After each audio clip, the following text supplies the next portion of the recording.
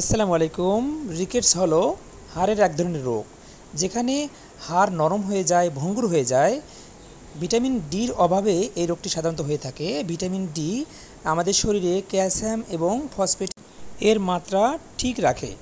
এই জন্য শরীরে বিভিন্ন রকমের বৈশিষ্ট্য প্রকাশ পায়, যেমন বাচ্চাটা বেটে হয়, দাঁত উঠতে দেরি হয়, মাথা বড় থাকে, তার পেটটা বড় থাকে, সাধারণত পাগুলো বাঁকা হয়ে যায়, বুকে বিভিন্ন ধরনের সমস্যা দেখা যায়, হাত ও পায়ের নিচের অংশ মোটা হয়ে যায়, মাথার তালু ক্লোজ হতে দেরি হয়, অনেক বাচ্চার খিঁচুনি পর্যন্ত উঠতে পারে। ভিটামিন ডি সমৃদ্ধ খাবার যেমন দুধ ও দুধ জাতীয় খাবার, মলাঢালা মাছ, ডিমের কুসুম, সামুদ্রিক মাছ, শরীরে পর্যাপ্ত সূর্যালোক না পড়া এর কারণে ভিটামিন ডির অভাব হয়ে থাকে। এর কারণে এই রোগটা হয়ে থাকে।